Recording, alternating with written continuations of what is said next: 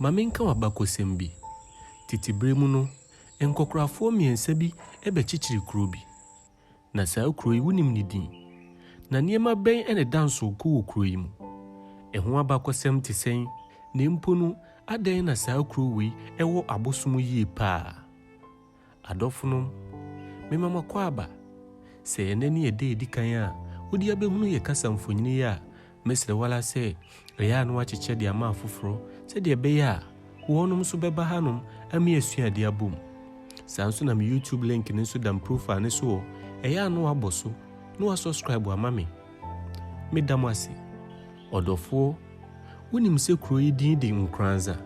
Nkronza se kire ne sei, na abakosem ben na efa Nkronza ho. Saa kuro yi a mebeka ho abakosem yi, ewo Bunu East Mantam. Think Twice TV. Thanks for your good work. About modern pa. So you jina wachi. Na obey bi ankoso anano mbo. Yes, so ni ebetimi no no. Microphone wireless. Yeah, they bought Think Twice. Good evening. Isaac from Pomba, I don't know from Cam Jeezy, Camlish Music. Okay. Everybody go and subscribe to Think Twice TV. Everywhere, TikTok, YouTube, all the social media platforms. Think Twice TV. Odofo, titibere mu onu, na asanteman eya ahenie kasiye yie pa. Na efiri 14th century mu ho ba no, na ye wo panyi bi a ne efre no na Adu Donyina. Saa opanyini abakosem kire se no ye Asante hini biba. Think Twice TV. Opanyini eye n'adwene se obeko atre na hiem ama ono nso anyansase. Na ofa na wofaase binom ene ne nuamanum binom a na wonom wo Adanse Dwenase ede wonom hye na kwantuo yase. Na Adu Donyina ewo ne wofaase bi a ye frɛ no na Baffo Pim.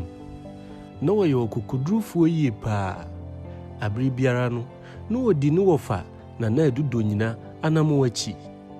Ochire na kon ene niema bebre.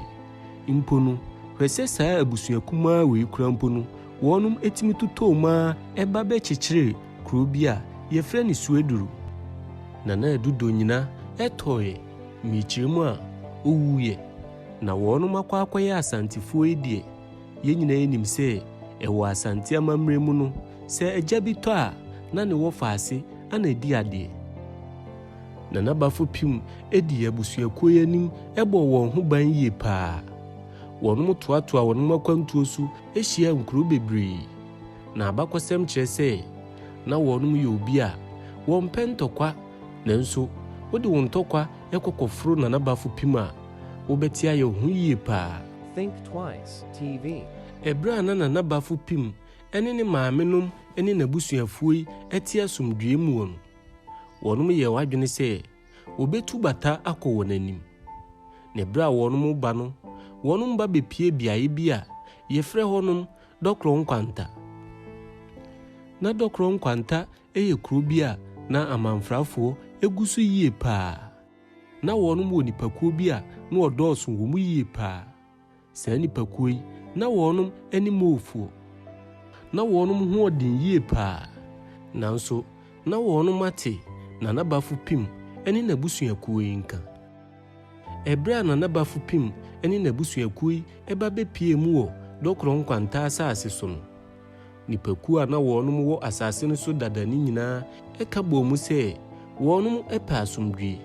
Enu nti wonum beji na Baffo Pim ene nabusuafuo yi ewo honum ama wonum nyina atena afefefe so. Na Baffo Pim ene nabusuakuo yi etiase. Na unim se ebra na wonum ba nyina no enam na nsase a na wonum agigye nti no na abusuakuo a wonum wo Adanse, Amakom ene asantemam afana ahodo bebre na etudi wonum achi. Efiri se saa bre no na beebi a obetena biara no ehonum ene ye wasase. Odofo na Baffo Pim ene nabusuakuo yi eye won adwene se wonum befiri Nkoranza akokuro bi a ye frɛ honum Nyafuma. Saa Nyafuma kuro yi ewo biaya a ye frɛ honum Akumsa Dumase. Saa bre no na Nyafoman eye kuro bi a na wɔnom ɛyɛ abonofuo yie paa. Na abonofuo nipakuo binom aka wɔn ho abom akyekyere kuro yi sɛdeɛ ɛbɛyɛ a wɔnom nso ɛbɛyɛ ɔman kɛseɛ. Na wɔnom ho ɔden yie paa. Mpo no na ɔkwan a Nana Baffo Pim ɛbɛfa so atwam wɔ hɔnom no na akɔyɛ boakye bi din. Ɛno nti Nana Baffo Pim ɛne n'abusuakuo bebree na ɛboa wɔn ho ano ɛkɔfa wɔnom nuanom a na saa brɛ no wagya wɔnom wɔ Ofinso ɛne ne mpatamu ɛne wɔnom ɛkɔ saa ntɔkwa wei. Nana Baffo Pim etimi edi Nyafomanfoɔ so nkunim. Na wei bua ma Ofinsofoɔ enya nsase yie paa. Sɛ wobɛhwɛ a titibere mu no ne Nyafoman wɔnom asase paa na wɔnom te so paa ɛbɛn abɔfoɔ. Na ɛnam ntɔkwa ɛne atuatena na afoforɔ de furu wɔnom nti wɔnom ɛba bɛsua beaeɛ paa yɛfrɛ wɔnom Akumsa Dumase. Ɛna me ne wo kasa yi sɛ wokɔ Akumsa Dumase a wobɛhu sɛ wɔnom hene a wɔwɔ hɔnom no wɔnom ɛsane mmrane sɛ Nyafoman hene. Ɛbra Nana Baffo Pim ɛyɛ sɛ wɔbɛtoa na kwantuo no so no wɔnom tutoo mu a ɛsan bɛpie beaeɛ a yɛfrɛ hɔnom Doma.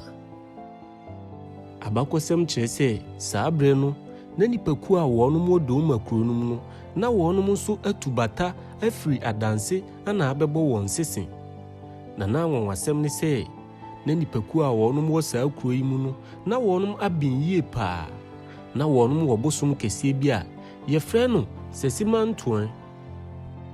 Abakɔsɛm mpo kyerɛ sɛ ɛbra na Nana Baffo Pim ɛne n'abusuakuo ɛreba no saa bosom yi a yɛfrɛ ne ntoa ɛhyɛ ne ho nkɔm sɛ wɔnom nhwɛ yie na wɔne saa ɔhene kɛseɛ a ɔreba yi anko. Sesimafoɔ ɛgye no awaawa atu. Wɔnom fa Nana Baffo Pim ɛne n'abusuakuo yi nyinaa sɛ nipa baako. Na wɔyɛ wɔn adwene sɛ wɔnom bɛtu bata anaasɛ ɛsa biara a wɔbɛdi wɔn akyi abɔ wɔn akyi dɔm.